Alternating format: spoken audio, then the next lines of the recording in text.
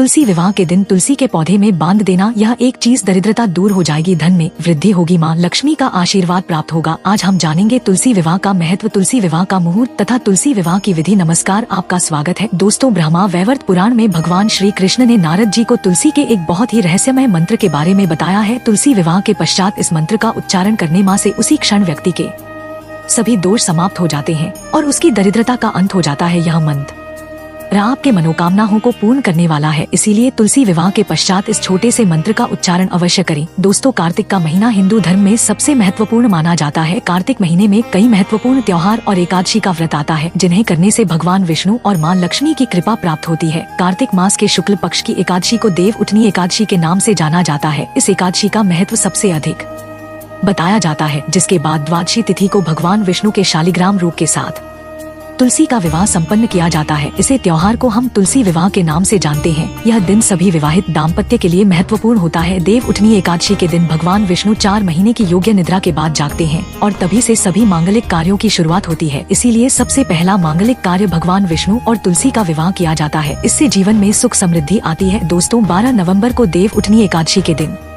चतुर्मास की समाप्ति होती है। इसके बाद तुलसी शालिग्राम विवाह का आयोजन किया जाता है।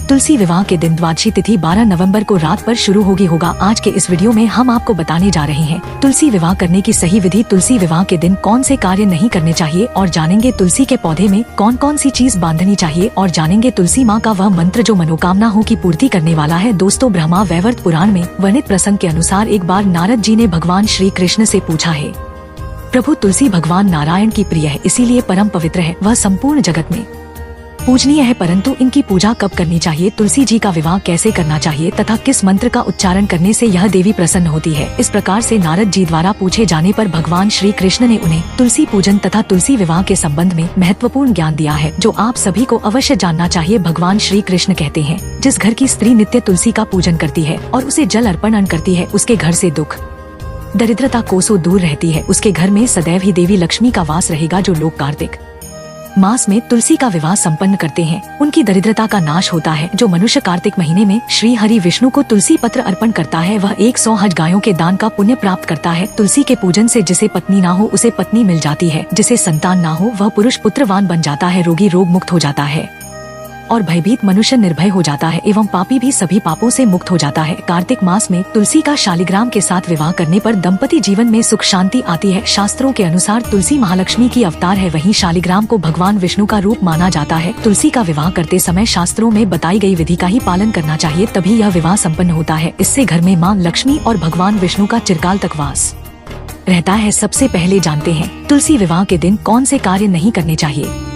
सबसे पहली बात है कि तुलसी विवाह के दिन घर को पूरी तरह से साफ और स्वच्छ रखें। घर में किसी भी प्रकार की गंदगी ना हो। तुलसी के पौधे के पास स्वच्छता रखें और रंगोली बनाकर उसे अच्छे से सजाएं। अगर कोई महिला मासिक धर्म से है तो वह तुलसी की पूजा ना करे। पुरुषों को तुलसी पूजा के दिन किसी भी प्रकार का नशा नहीं करना चाहिए और मांस मदिरा सेवन से बचना चाहिए। नशे की हालत में तुलसी के पौधे के पास भूल से भी ना जाए, इससे तुलसी नाराज हो जाती है। यह एक अत्यंत पवित्र पौधा है। ऐसी तामसिक अवस्था में तुलसी के पास जाना पाप माना गया है। तुलसी विवाह के दिन पति पत्नी शारीरिक संबंध स्थापित ना करें। अगर ऐसा कोई अपवित्र कार्य किया है तो स्नान करके ही पवित्र होकर तुलसी का विवाह संपन्न करें। बिना स्नान किए तुलसी के पौधे के पास ना जाएं और भूल से भी बिना नहाए तुलसी के पौधे को स्पर्श ना करें। इस दिन तुलसी के पत्ते ना तोड़े। एक दिन पहले ही तुलसी के पत्र तोड़ कर रखें और फिर पूजा में इनका प्रयोग करें। तुलसी के पत्र तोड़ते समय तुलसी मैया से क्षमा मांगते हुए तोड़े।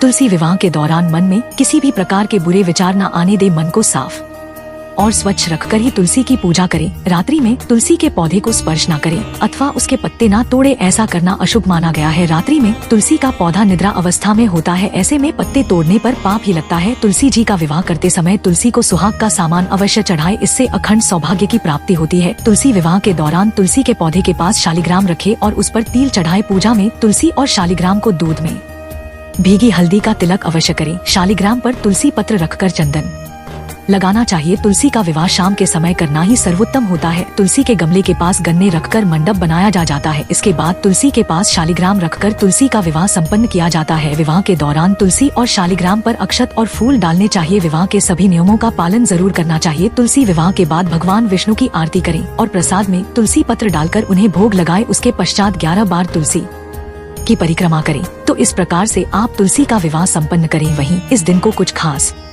उपाय करने से वैवाहिक जीवन से जुड़ी समस्याएं खत्म हो जाती हैं, जिसके परिणाम स्वरूप शादीशुदा जीवन में हमेशा खुशहाली बनी रहती है। तुलसी विवाह के दिन सुख शांति और समृद्धि के लिए तुलसी माँ को चुनरी अवश्य चढ़ा चाहिए। अक्सर लोग घर में तुलसी का पौधा तो लगा देते हैं, लेकिन उनसे यह गलती हो जाती है कि वे तुलसी माँ को चुनरी नहीं चढ़ाते हैं, जिसके कारण उन्हें तुलसी लगाने का शुभ फल प्राप्त नहीं हो पाता है। हमेशा ध्यान रहे कि तुलसी का पौधा चुनरी के बिना अधूरा होता है। तुलसी केवल एक पौधा नहीं है, बल्कि वह देवी है, विष्णु पत्नी है, उन्हें हम अपनी माता मानते हैं। इसीलिए तुलसी को चुनरी अवश्य ही चढ़ा चाहिए। इससे पति पत्नी में प्रेम और विश्वास बढ़ता है। घर में रहने वाली महिलाएं सदा सुहागिन और सौभाग्यशाली रहती हैं। लेकिन तुलसी को चुनरी चढ़ाते समय आपको यह बात ध्यान में रखनी चाहिए कि आप तुलसी को लाल रंग की चुनरी ना चढ़ाएं। लाल रंग का संबंध मंगल ग्रह से होता है और बुध ग्रह तुलसी से संबंधित होता है। मंगल और बुध ग्रह मित्र नहीं है, बुध के अनुकूल शुक्र ग्रह और शनि है। इसीलिए तुलसी पर लाल चुनरी कभी नहीं चढ़ा चाहिए। आप तुलसी पर हरे रंग की, पीले रंग की अथवा नीले रंग की चुनरी चढ़ा सकते हैं, लेकिन कई लोग पुरानी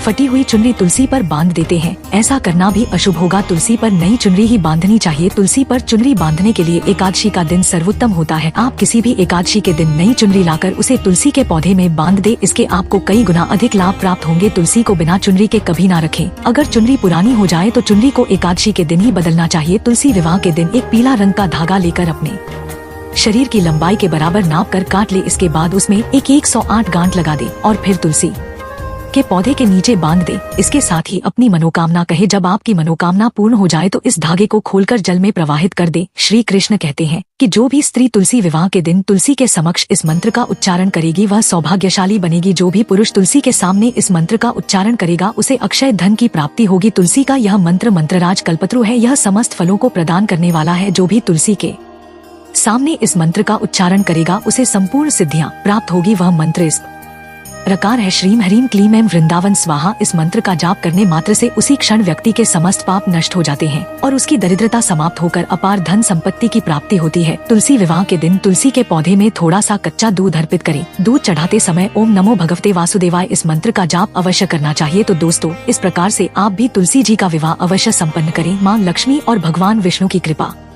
आपको प्राप्त होगी। उम्मीद है आपको यह जानकारी अच्छी लगी होगी। वीडियो को लाइक जरूर करें। कमेंट में जय मां तुलसी और जय श्री कृष्ण अवश्य लिखें। साथ ही चैनल को सब्सक्राइब करना ना भूलें। आप सभी का धन्यवाद।